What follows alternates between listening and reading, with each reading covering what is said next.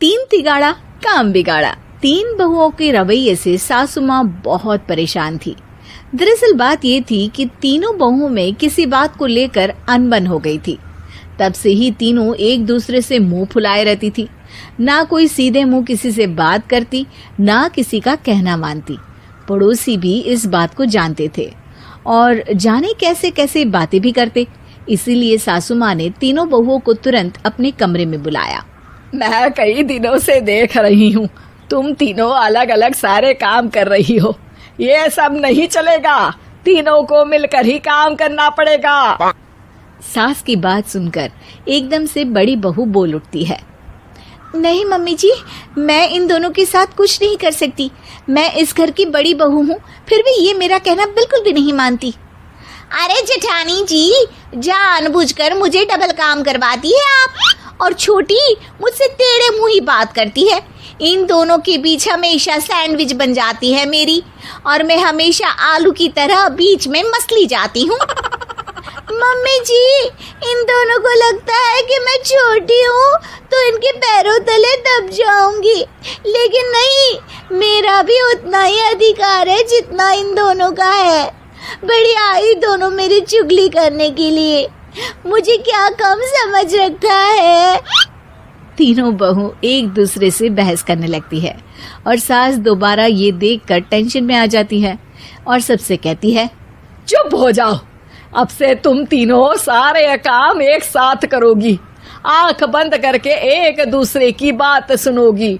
तुम तीनों इस बात को गांठ बांध लो, वरना अगली छुट्टियों में तुम्हारा अपना मायके जाना कैंसिल।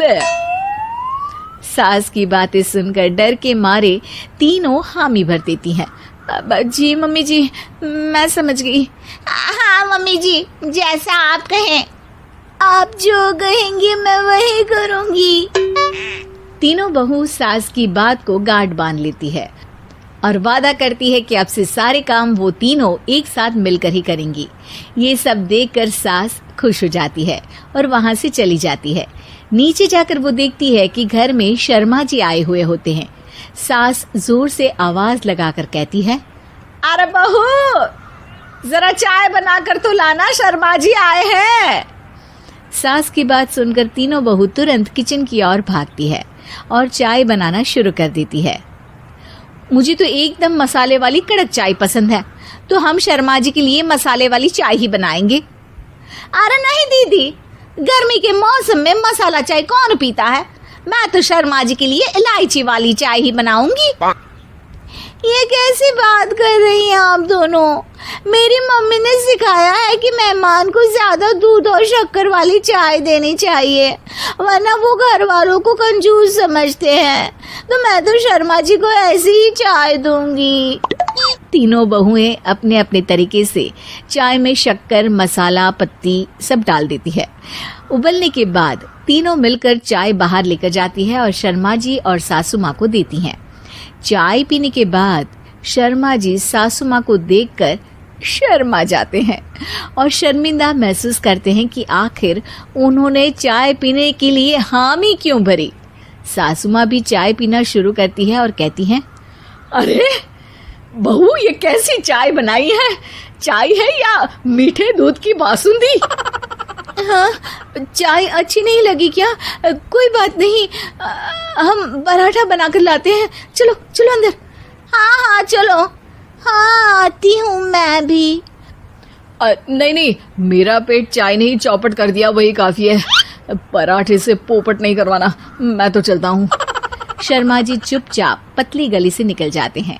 अगले दिन सास बहुओं से कहती है, अरे बहू, जाओ जाके ऊपर के गेस्ट हाउस की सफाई कर दो।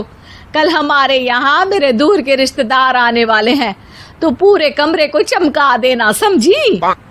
तीनों बहू सास की बात को मानकर ऊपर सफाई करने चली जाती हैं और तीनों कमरे की सफाई चालू कर देती है। बड़ी बहू मकड़ी के जाले साफ करती है, तो बीच वाली झाड़ू लगाना और छोटी वाली सर्फ डालकर जमीन धोना शुरू कर देती है। अरे दीदी, जेठानी जी, अभी मैंने पूरी फर्श धोई और आप फिर से धूल नीचे गिरा रही हैं।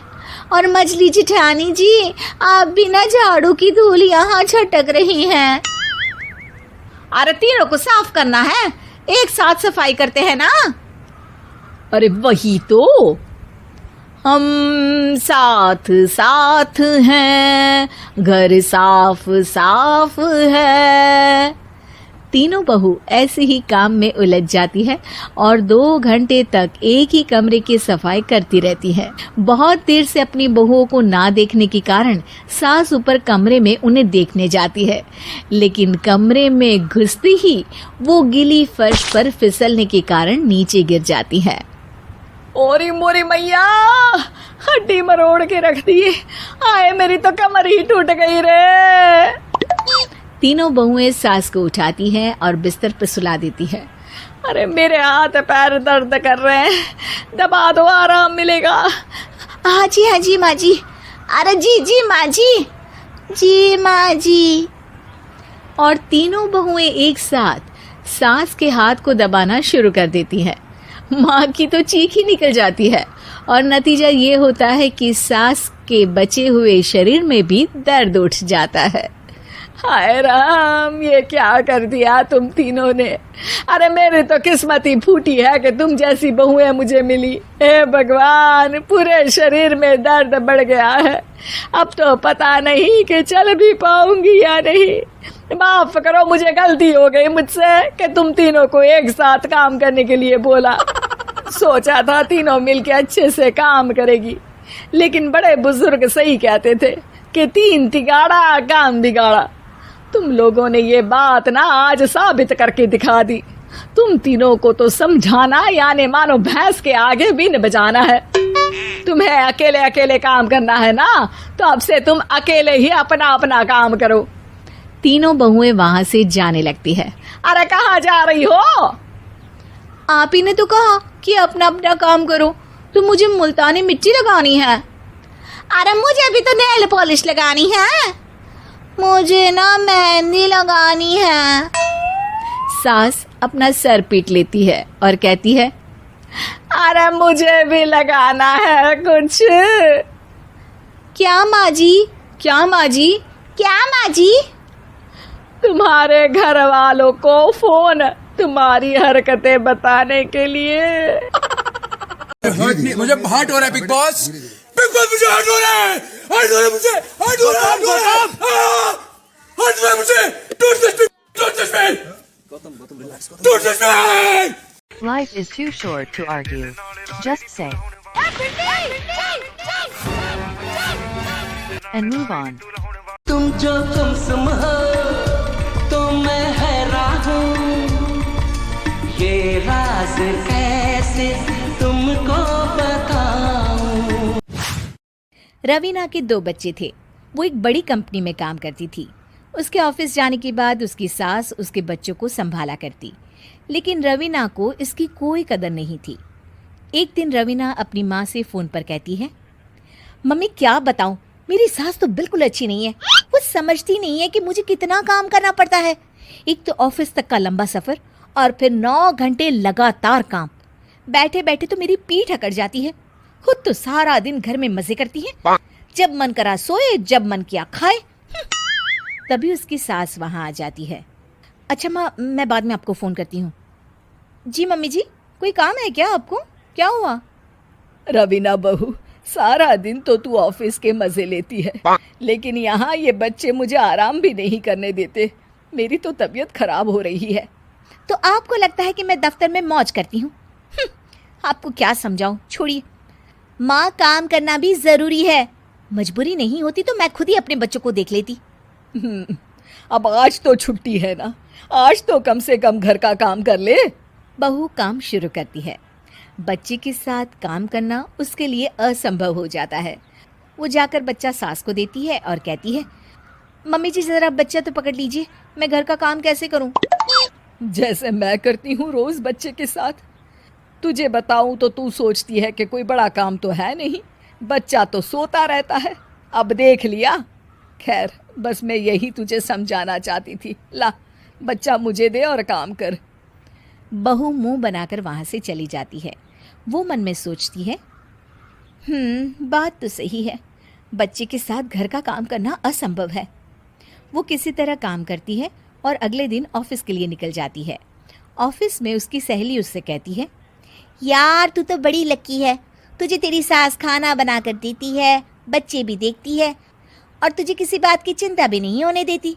अरे क्या लकी, बदले में मैं उन्हें पूरी कमाई जो दे देती हूँ और अपने बच्चे से दूर रहती हूँ वो अलग।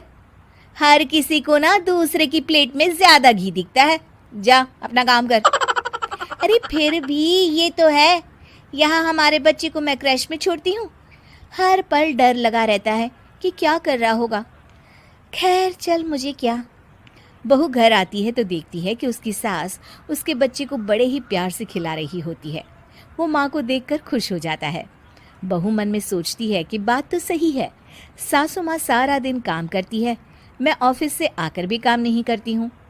वो सास के पास जाती है और कहती है, माँ जी थक गई आप?